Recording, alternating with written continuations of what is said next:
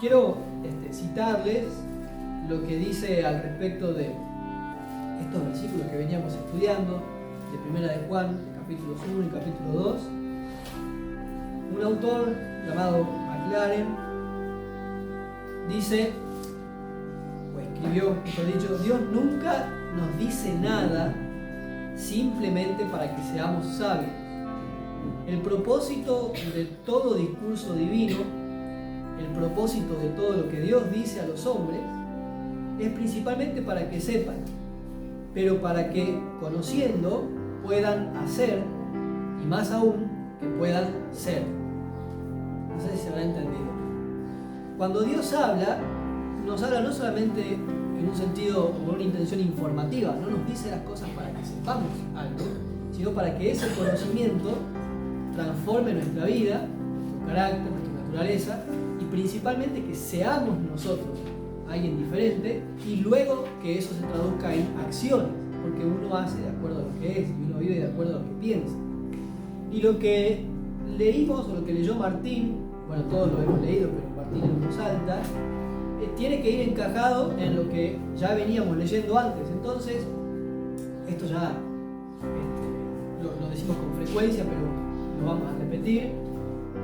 Cuando nosotros leemos nuestras Biblias, están divididas en capítulos, versículos, tienen títulos en el medio, pero siempre tenemos que recordar que el autor original no escribió así.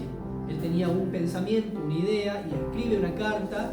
Creo que ya se dijo que el estilo de Juan no es como el del apóstol Pablo como ejemplo, porque es con quien más estamos familiarizados. No tiene un pensamiento lineal, sino que Juan es más circular, y entonces vuelve varias veces sobre los mismos temas. Pero él está pensando en algo. Juan, cuando escribe esta carta, se le escribe a una comunidad de iglesias en Éfeso, y está pensando en lo que está pasando en esa iglesia. Entonces, recordemos qué es lo que estaba pasando y qué hace que Juan toque este tema y dónde se introduce esto que vamos a leer hoy. Recuerden, tendría que hacer un examen ahora a ver si se acuerdan de los mensajes anteriores. Pero, como bien dijo alguien, la gente no se acuerda de los mensajes que predicamos, se acuerda de quiénes fuimos para ellos. Pero recordemos que cuando el apóstol Juan está escribiendo esta carta a esta iglesia, está escribiéndole a una iglesia, o a varias, es una iglesia en la región, en la ciudad, en la provincia, y es una iglesia que estaba pasando por circunstancias, como ha sido históricamente, la iglesia estaba pasando por circunstancias difíciles, crisis. ¿Por qué? Porque había falsos maestros, falsos cristianos, que estaban enseñando cosas raras, estaban negando, no estaban enseñando cosas superficiales, cosas con las que podríamos discutir, estaban negando la encarnación de Cristo. Ellos decían que Jesús no era, ¿se acuerdan, no? Ya José explicó muy bien todo esto, así que me imagino que no. Pero bueno, las refrescamos. Estaban negando que Jesús se había encarnado, o que Jesús es Dios, o que la salvación viniera solamente por la fe, sino que también venía como resultado de crecer en un conocimiento que iluminaba el espíritu y una evolución espiritual por medio del aprendizaje. En realidad es difícil saber qué pensaban los gnósticos de aquella época porque no tenemos material del gnosticismo, se perdió, pero tenemos algunas referencias. Pero no era lo único, el gnosticismo además estaba acompañado por otras corrientes como el neoplatonismo y otras cosas más. Y eso estaba generando rupturas, divisiones.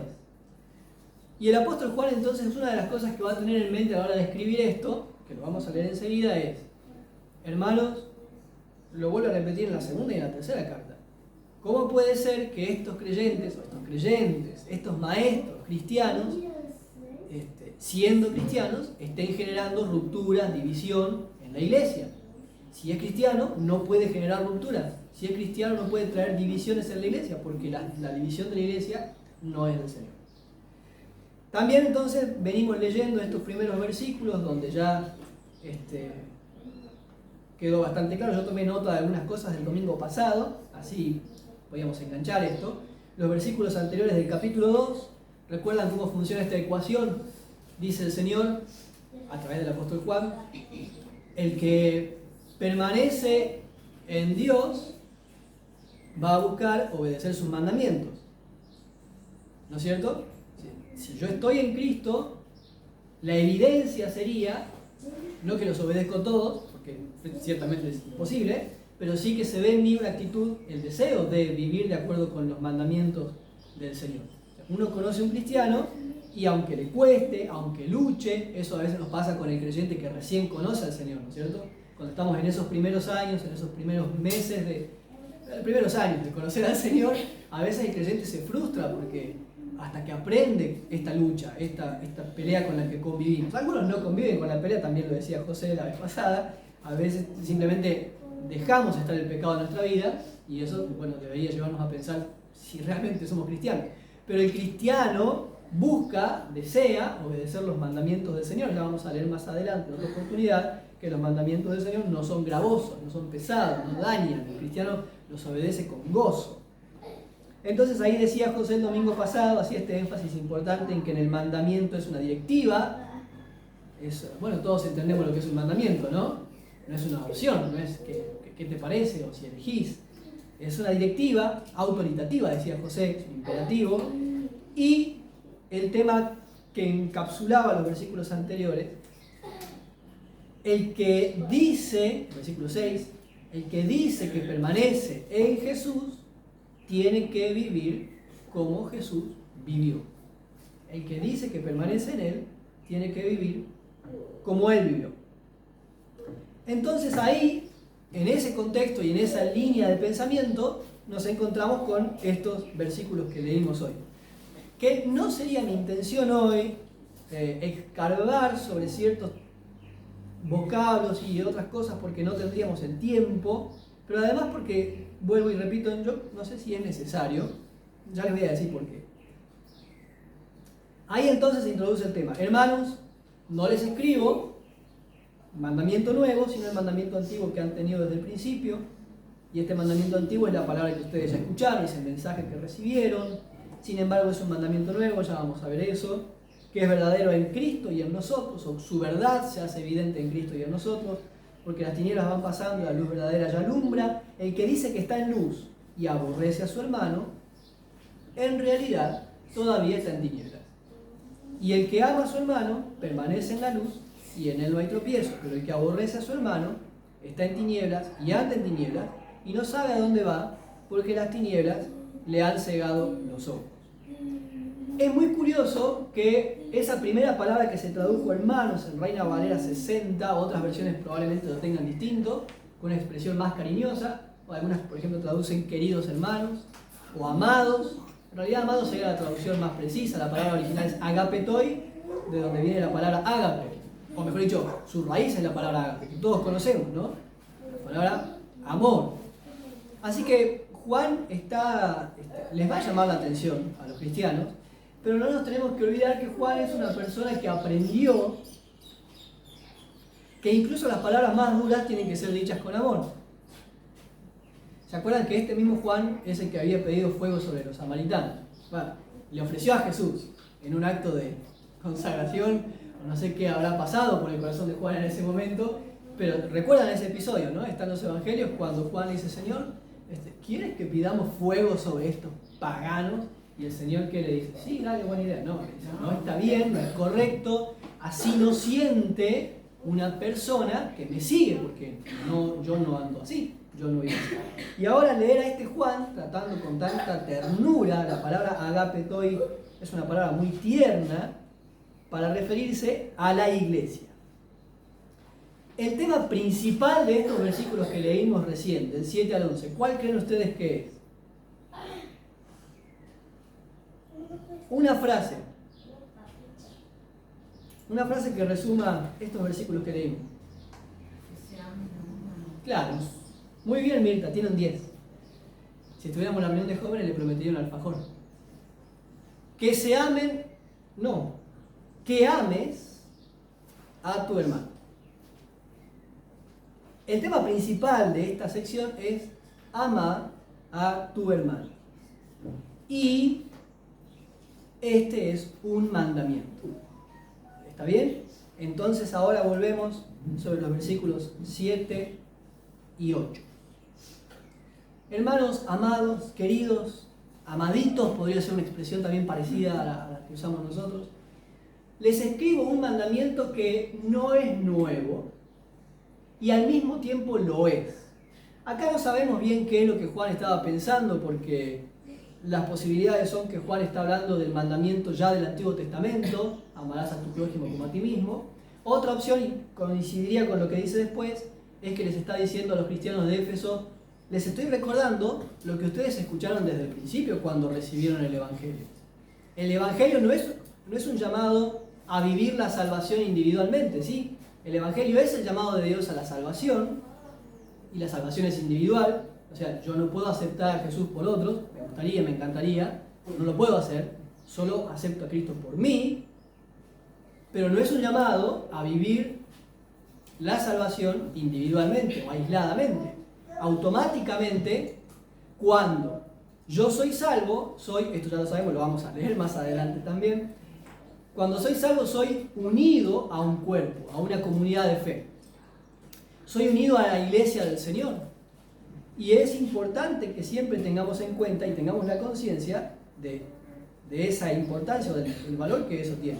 Hoy vamos a compartir la cena del Señor, o vendría a ser la media mañana del Señor, la Santa Cena, y es un sacramento, es una práctica que se realiza en comunión con los creyentes porque ilustra la comunión de los creyentes.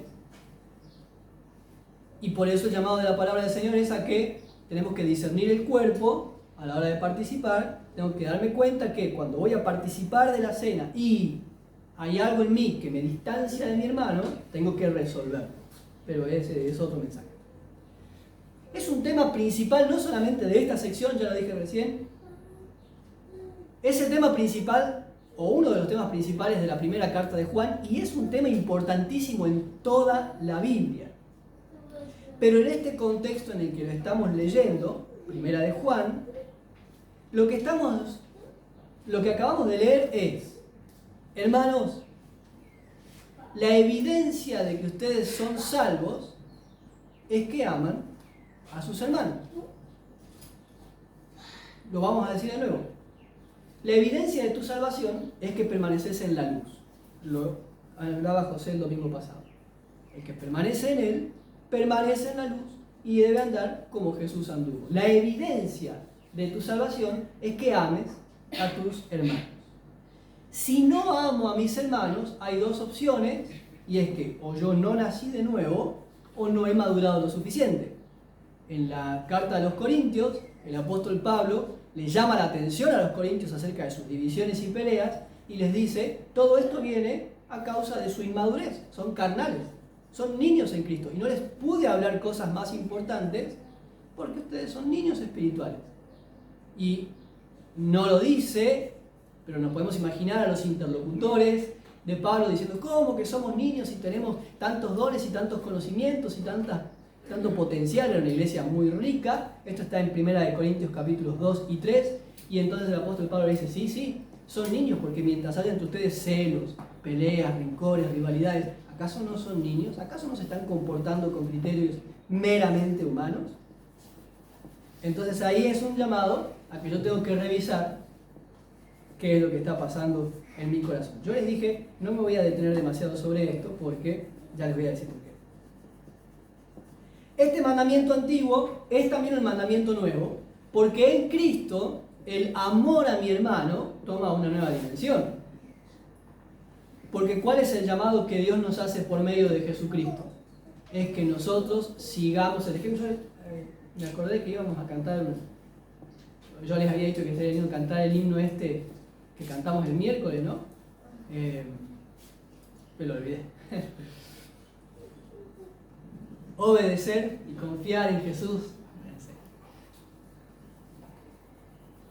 Es un mandamiento nuevo porque en Cristo amar a mi hermano toma una nueva dimensión. El llamado del Señor por medio de su palabra es que yo siga el ejemplo de Jesús.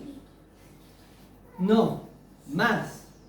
Es que yo le permita a Dios, usted entiende, que Dios transforme mi vida para que haya menos de Lucas y más de Cristo.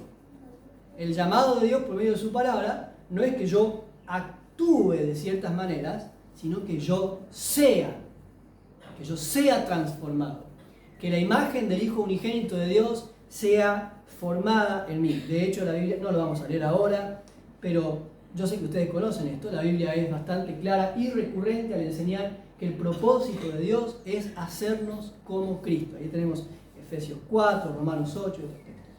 Y en ese llamado, el Señor me recuerda, por ejemplo, texto que es tan conocido, Filipenses capítulo 2, hagan ustedes el mismo sentir que hubo en Cristo Jesús, el que estoy parafraseando, no se quedó cómodo en su lugar, sino que por buscar el bien nuestro, se despojó de todo lo bueno que él tenía y se hizo de lo peor.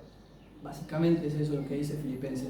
Y me llama a ese ejemplo. Hagan ustedes el mismo sentir que hubo en Cristo Jesús, donde hay menos reclamos y más entrega. Hagan ustedes el mismo sentir que hubo en Cristo Jesús, que no valora su comodidad y su estado de exaltación por el bien del otro. Entonces estamos leyendo, este es un mandamiento nuevo.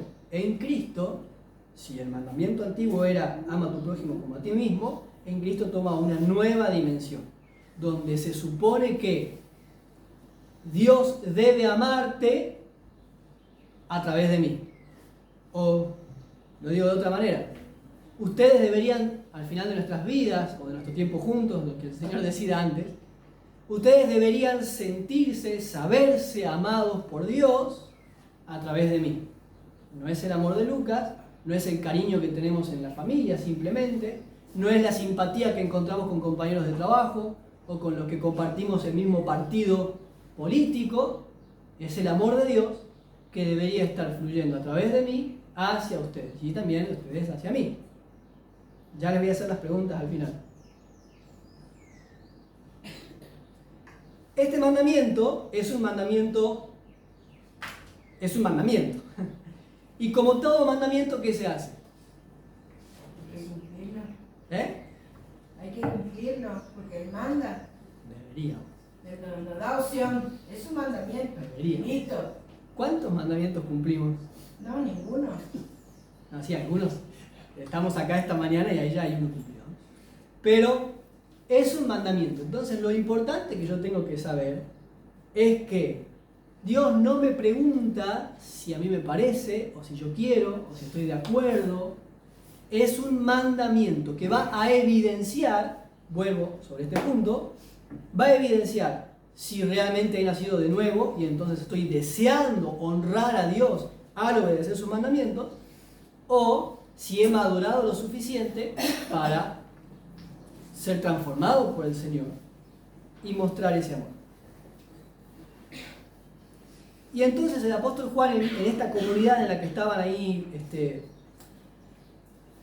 discutiendo, peleando, ustedes imagínense que estos maestros enseñaban cosas, o por medio de sus enseñanzas estaban rompiendo todo y ustedes conocerán, no lo dice el texto, pero yo me imagino, estaba el papá y la hija, digo porque yo tengo mi hija, y entonces la hija seguía a esos maestros y el papá estaba de este lado y empezaban a traer rupturas en la familia y había mucha confusión en la iglesia. Y por eso entonces el apóstol Juan dice esto: el que ama, versículos 9 y 10, el que dice que está en la luz y aborrece a su hermano, ya vamos a eso de ese punto, está todavía en tinieblas. El que ama a su hermano permanece en la luz y en él no hay tropiezo. El que ama a su hermano no encuentra tropiezo. Ustedes se acuerdan que habíamos mencionado la palabra tropiezo, es una palabra que nuestro idioma español rescata, es escándalo, pero escándalo era, al principio se usaba del objeto con el cual una persona tropezaba y luego llegó a significar todo el acto, no solo el objeto, sino también el tropiezo mismo. ¿Se acuerdan que Jesús dijo: el que haga tropezar a uno de estos pequeños, mejor sería que se ate una piedra de molino al cuello y se arroje? Bueno, la palabra que está usando ahí es escándalo, que sirva de escándalo para uno de los pequeños.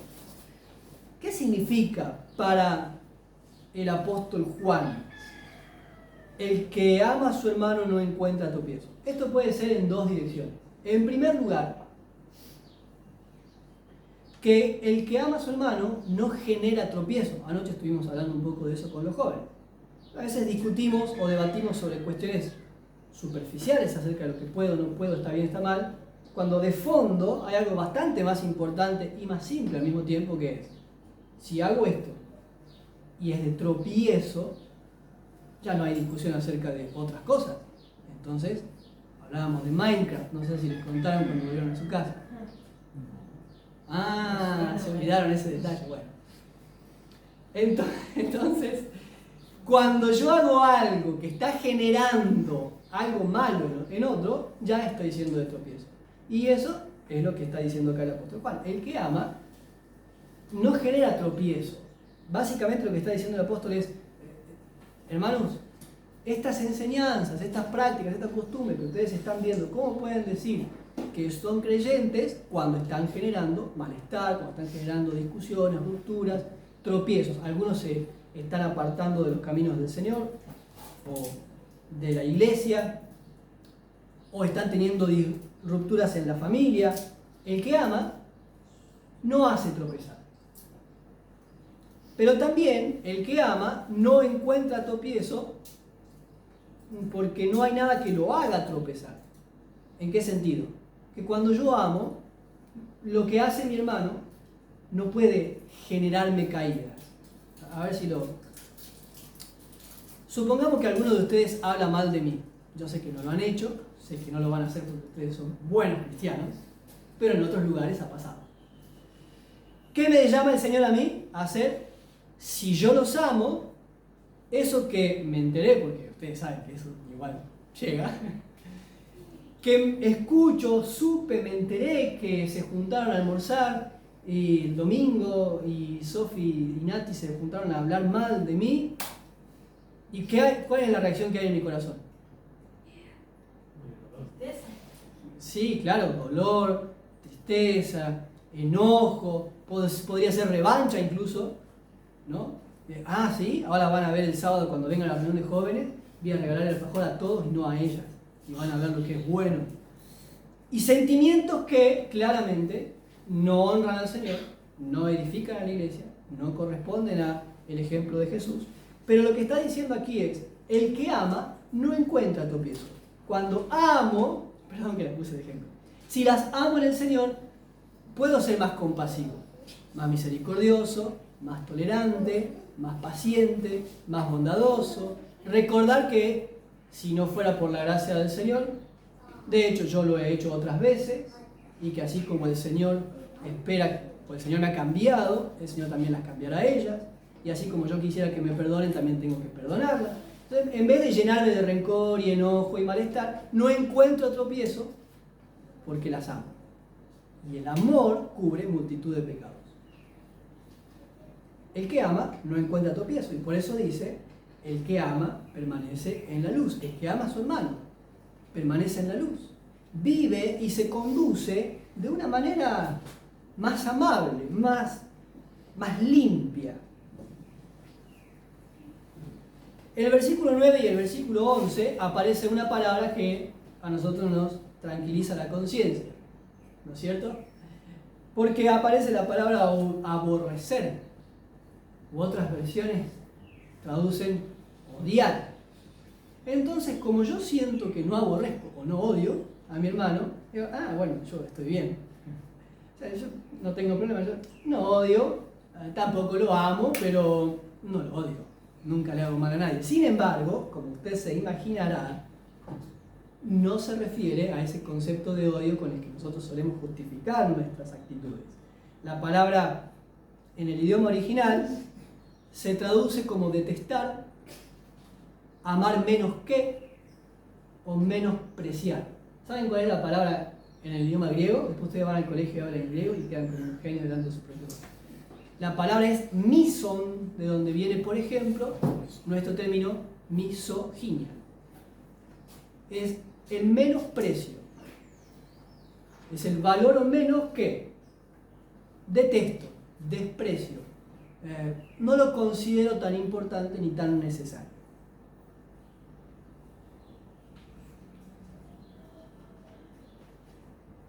El que menosprecia, el que detesta, el que eso a su hermano, permanece en la oscuridad.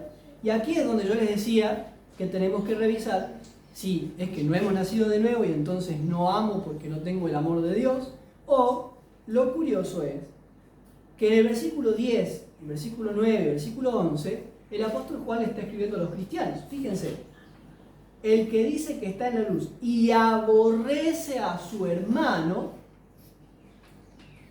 está todavía en tinieblas. Así que el apóstol Juan está dando por sentado que son hermanos en Cristo, ¿no? Puede ser cristiano y al mismo tiempo estar despreciando a otro cristiano. ¿Por qué? En ese caso, por su falta de madurez, su falta de arrepentimiento o de humildad o de algunas de esas cosas que la palabra del Señor enseña que vienen como fruto del Espíritu Santo. Ustedes recordarán, no lo vamos a leer porque es un texto muy conocido y porque yo estoy tratando de ir rápido porque no quiero que se me acabe la voz en el mensaje. Pero recordarán que, por ejemplo, en Gálatas capítulo 5, cuando se habla de las obras de la carne, se menciona, aparte de esas cosas tan feas como homicidio, que nosotros decimos yo nunca mato a nadie, se mencionan también las peleas, las divisiones, las disensiones y cosas, son palabras que nosotros no usamos, ¿no? Pero que sabemos a qué se refiere. ¿Podría yo entonces ser un cristiano que he nacido de nuevo, lo cual ya me hace hermano de ustedes, pero todavía no he sido transformado por el poder de la palabra del Señor, al punto que sepa amar como Cristo ama? Y ese es el punto principal, que lo que estamos leyendo ahora viene justo enganchado del versículo 6. El que dice que permanece en Él tiene que vivir como Él vivió.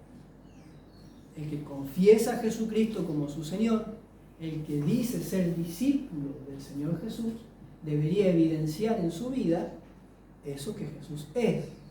Que yo pueda ver a Jesús, que pueda escuchar a Jesús a través del creyente. Entonces yo les voy a decir ahora lo que pienso.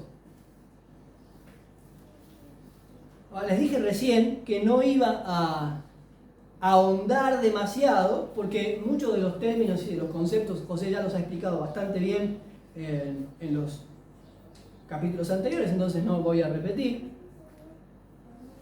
Y otra porque les voy a hacer una pregunta. ¿Ustedes no sabían que amar a los hermanos es un mandamiento? ¿Es la primera vez que lo escuchan? ¿Alguien lo escucha por primera vez?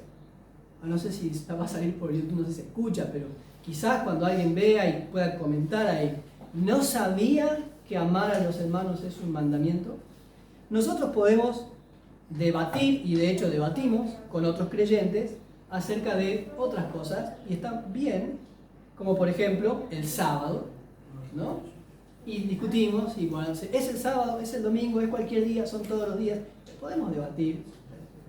Hay creyentes que creen una cosa, hay otra. Los creyentes debatimos acerca de las lenguas o acerca del bautismo. No conozco ningún creyente que discuta acerca de la importancia o la validez del mandamiento de amar a sus hermanos. ¿Sí? Se lo digo de otra manera. ¿Ustedes se han encontrado con algún cristiano que dude de la validez del mandamiento de amar a su hermano? Nunca. Yo nunca me encontré. Sí, me he encontrado con cristianos con quien discuto otras cosas. Pero siempre estamos de acuerdo en esto. Tengo que amar a mi hermano. Cualquier cristiano genuino lo afirma, lo sabe, lo asegura bastante bien. Es un mandamiento claro, es evidente, lo dije recién, está en toda la Biblia y tiene un énfasis muy marcado en el Nuevo Testamento, porque de hecho el Nuevo Testamento tiene referencias y expresiones tales como cumplan la ley real de Cristo, la ley del amor, el mandamiento más importante, y todo eso hace referencia a amar a mi hermano, a priorizarlo, a ponerlo antes que a mí, a considerar al otro más valioso que a mí mismo. Ahora la segunda pregunta, recién les pregunté, ¿conocen algún cristiano que dude de la importancia y el valor del mandamiento de amar a su hermano? No, todos los cristianos entendemos eso, ¿no? La pregunta, ¿amamos a nuestros hermanos como el Señor nos pide que lo hagamos?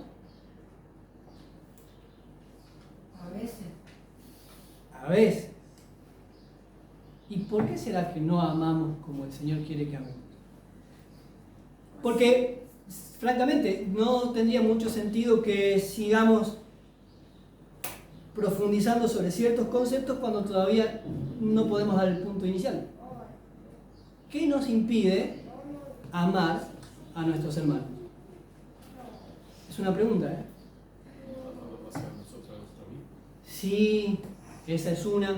¿No estar de acuerdo?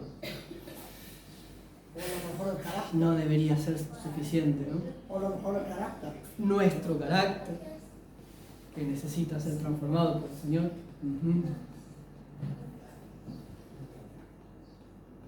¿Por qué nos cuesta amar a nuestros hermanos?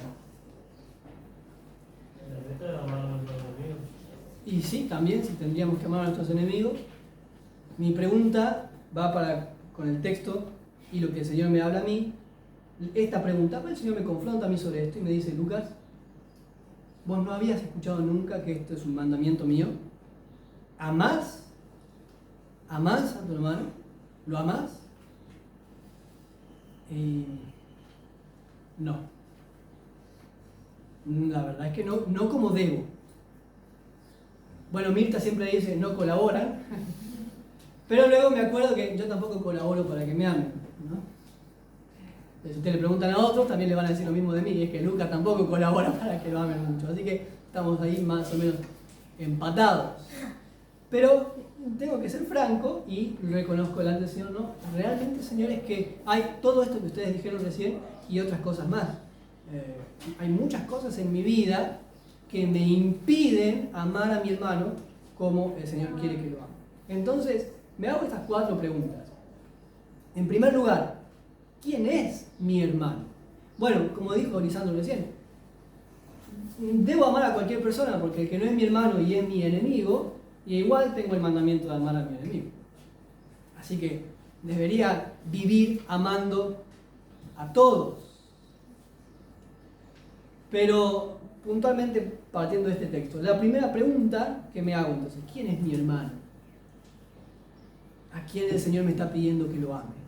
Bueno, no quiero spoilear para usar una palabra moderna, pero ustedes ya conocen que en la misma carta el apóstol Juan lo explica y dice que aquellos que han recibido a Cristo, los que hemos recibido al Señor, tenemos el derecho, la autoridad, potestad, esa palabra que se tradujo de esa manera, de ser llamados hijos de Dios. Por lo tanto, entonces, en primer lugar, tengo que asumir, tengo que entender, aceptar que mi hermano, mi hermana, es toda esa persona que ha puesto su fe en Jesucristo y por lo tanto es hijo, es hija de Dios. Vuelvo y me pregunto, ¿amo a mis hermanos? La segunda pregunta que me hago, ¿qué significa amar a mi hermano?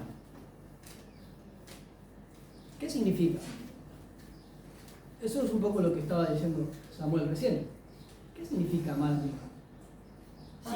Para mí, cuando yo le digo a un hermano o a una hermana, yo te amo, para mí el primer concepto que se me viene es, no voy a hablar mal de ella, no le voy a juzgar. Cuando le digo a alguien, pero claro, le digo a mis hermanos en Cristo, no a mi vecino, a ellos no. Oro para que se convierta, pero no salgo y le digo, hola vecina Gladys, te amo, hola vecino Juan, te amo, no. Te amo a mis hermanos. O sea... Sí, hay que tener cuidado donde andamos diciendo te amo, porque algunos se van a entusiasmar. Pero, bueno, recién dijimos que aún cuando no sean nuestros hermanos, igual el Señor nos manda a amar. Pero, ¿qué significa entonces amar a mi hermano? Bueno, ahí está, una de las cosas que decía Mirta, podría ser, ¿sí? Alentar a mi hermano, estar pendiente, ayudarlo, estar cerca. Pero miren que una de las cosas que la palabra del Señor es bastante clara es que la indiferencia no es amor. Imagínense, ustedes son padres, bueno, varios de ustedes son padres. Imagínense que ustedes van a casa a tomar mate, Mimi estuvo ayer ahí a la tarde en casa, y Anita e Isra no se hablan. Ustedes hagan el ejercicio con sus propios hijos. Bueno, si estoy cualquier parecido con la realidad es pura coincidencia. Bueno, creo que metí la pata. Pero supongamos que Anita e Isra no se hablan. Y ustedes, Iván, no sé, Cristina le dice, Anita, ¿qué pasa? Que no te hablas con Isra. Y Anita le dice, no, nada. Pero vi que no sé. Sí, no, pero es que Isra juega de una manera y yo juego de otra. No, pero está todo bien entre nosotros, pero cada uno por su lado y cada uno juega a su manera. Pero ustedes no se quieren. Sí, no, si es mi hermana, por supuesto, es mi hermanita chiquita, yo la amo, pero mejor así cada uno por su lado. ¿Ustedes qué le dirían a Anita? ¿Qué pensarían ustedes como padres si les pasara eso con sus hijos? ¿O qué imaginan que ve Dios cuando nosotros hacemos eso como hijos? ¿Qué significa amar a mi hermano? Significa que, lo decía Samuel recién, que necesito o debo estar de acuerdo en todo lo que cree, dice o hace. Y si está equivocado y lo dejo estar equivocado, ¿eso es amor? Tercera pregunta. Esta es muy obvia, pero igual hay que hacerla. ¿Puedo elegir a quién amar y cómo amarlos? Sin embargo, cuando yo me reviso a mí mismo, me doy cuenta que lo hago. Ciertamente. Una cosa es la teoría y otra cosa es la práctica, como en la mayoría de las cosas, ¿no? Yo, por eso dije, muy obvia. Si yo le pregunto a cualquier cristiano, le digo, hermano, ¿Dios te da permiso para elegir a quién amar y cómo amar? No. En la práctica, yo sí elijo a quién amar. No me relaciono con todos mis hermanos de la misma manera. Con algunos soy más tolerante que con otros. Con algunos soy más paciente que con otros. Con algunos soy más bondadoso que con otros. Y la pregunta es, ¿por qué? No me quiero adelantar con algunas cosas, pero si yo vuelvo a pensar en el modelo de Cristo, tengo que recordar, sí, hay una parte que es la que hizo Jesús, vino al mundo, y el Evangelio, de hecho, es la confrontación contra el pecado. El Evangelio es un mensaje que me dice que yo soy malo, no que hago cosas malas, es que yo soy malo por naturaleza. Y por lo general nosotros nos sentimos cómodos con esa parte, lo cual está bien. Cuando yo amo como Cristo tengo que decir la verdad. Me olvido de la parte de la encarnación. Cristo se hizo pecado. Así que una cosa es decirle, vos estás mal, y otra cosa es acercarme, voy a estar con vos, hasta que salgas de todo. Pero ese sería otro mensaje. Porque el llamado es andar como Cristo anduvo. ¿No? Pasa mucho por ahí, creo que por el entender también que no somos todos iguales. Claro. Pensamos Sí. todos iguales. Sí, bueno, yo vengo de los 1500. Sí. Bueno, pero igual hay razones por las que yo elijo a quién amar y cómo amar y... Ahí creo que intervienen los sentimientos. Que Sí, que está sentimientos. afuera, digamos, el amor es una cosa, el sentimiento es otra. Sí. Sí, exacto, sí. O sea, afinidades. Bueno. Mejor me relaciono mejor con ciertas personas que con otras, y eso por ahí a veces no hace que mezcla, digamos. Sí. ¿El amor es acción? Sí, no estamos diciendo que sea fácil, ¿eh? No. Ni estamos suponiendo que vamos a salir de acá y que mágicamente, Le amamos a todos. de pronto, estamos diciendo que el mandamiento es un mandamiento sobre el cual no tengo opción de elegir, que tengo que amar a toda persona que haya puesto su fe en Cristo, sin importar ninguna otra cosa. Tengo que amar. Y en cuarto lugar, no me la respondan, por favor. Estas son las preguntas que yo me hago y que la idea es que esto quede como el escenario para lo que viene después. ¿Cómo explico? Ya más o menos les dije la respuesta. ¿Cómo explico que amo a Dios, pero detesto a mis hermanos? Que no los valoro, que los menosprecio. Porque en este punto yo tengo que reconocer que hay personas con las que yo no puedo discutir su amor al Señor, porque ciertamente han dado fruto, dan evidencia, yo los veo en su forma de vivir y sé que aman al Señor, porque en otras cosas lo demuestran. Al mismo tiempo que aman al Señor, les cuesta amar a sus hermanos. Y entonces, ¿qué está pasando ahí? Bueno, claro, nosotros decimos, es la lucha del pecado, porque el apóstol Pablo dijo que hay en mí esta ley. Bueno, pero ¿y cómo lo resolvemos? Esto debería quedar como, les dije recién, como escenario, como marco para lo que viene, los próximos textos que no son los que vamos a leer ahora. Pero sí, sería importante que yo comience por hacer una evaluación de mí mismo. Bueno, ahora cuando participamos de la Santa Cena tenemos el llamado a hacer esta evaluación de mí mismo y partir por una sola pregunta. Si todos estamos de acuerdo en que tengo que amar a mi hermano y que mi hermano es aquel que conoce a Cristo, la pregunta es entonces, ¿qué estoy dispuesto a hacer para amar a mi hermano? ¿Por dónde debería comenzar? Quizás tenga que comenzar por reconocer que no quiero. Hay personas que pueden decir, no entiende, el ser humano es muy complejo, así que no funciona matemáticamente, donde uno pone el chip, ama a tu hermano y funciona. A veces ustedes lo dijeron recién, hay prejuicios, hay costumbres, hay heridas. Claro que es difícil, yo les decía recién el ejemplo, que Sofi y Nati no lo hicieron, pero en otras ocasiones en las que sí ha pasado, a uno lo lastima cuando pasa ese tipo de situaciones y hay murmuración, y que no sé si les ha pasado, seguro que sí. ¿Nunca los criticaron? ¡Qué bueno! ¡Qué bendición! Ah, ese es otro tema. Eso también es una bendición. Cuando a uno le llega esa información o se entera, por la razón que fuera, a uno lo lastima. Y no le sale a uno, ¡ay, qué lindo, me lastimó, me hirió, qué bueno, no, hay que luchar contra eso, contra el orgullo herido, contra la angustia, contra la confianza perdida, contra ese cariño o ese tiempo que uno prodigó a esa persona esperando mejores cosas y a cambio recibe el daño y el dolor. Y claro, no es simple, pero sigue siendo un mandamiento. Que no me salga fácil no significa que Dios cambie de opinión. Y me diga, te cuesta, bueno, no importa, entonces cambia. Sigue siendo un mandamiento. Y es la razón por la que yo necesito acudir al Señor cada día.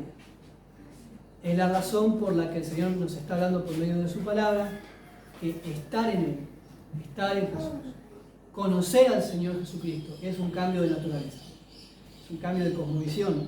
Es cuando yo dejo de ser la persona más importante para que Cristo sea la persona más importante. Entonces ya no importa si me cuesta o me lastimaron mucho, importa honrar a Cristo, que Él sea exaltado. Espero que podamos guardar esto hasta el domingo que viene, para que no se pierda el hilo, y que podamos meditar en esto, en estas preguntas que nos hicimos al final, y sobre todo que podamos reflexionar sobre qué me está impidiendo amar a mis hermanos. Yo les invito a que podamos hacer una oración. Padre eterno, te doy gracias por tu palabra que llega a mi vida. Gracias por el ejemplo de Jesús y por tu llamado a que yo pueda seguir su ejemplo. Señor, así como hay muchos mandamientos en tu palabra que a mí me cuesta obedecer, porque está en mi naturaleza, o mejor dicho, no está en mi naturaleza obedecer tu palabra. Pero quiero hacerlo, porque entiendo que es lo que esperas de mí, porque entiendo que eso es lo correcto, porque entiendo que tus mandamientos son para ponerlos en práctica, porque entiendo que tus mandamientos vienen para transformar nuestras vidas, para glorificar tu nombre y para renovarnos a nosotros, a mí, a tus hijos. Señor, quiero pedirte que me ayudes, que nos ayudes a ser más pacientes, compasivos, misericordiosos, genuinos, a ser más como Jesús. Y que a cada uno, según a alguno de entre nosotros le costará más, a otros le costará menos, pero que a todos nos ayudes a amar a nuestros hermanos como tu palabra nos lo manda. Te lo pedimos en el santo nombre de nuestro Señor y Salvador, nuestro amado Jesucristo. Amén.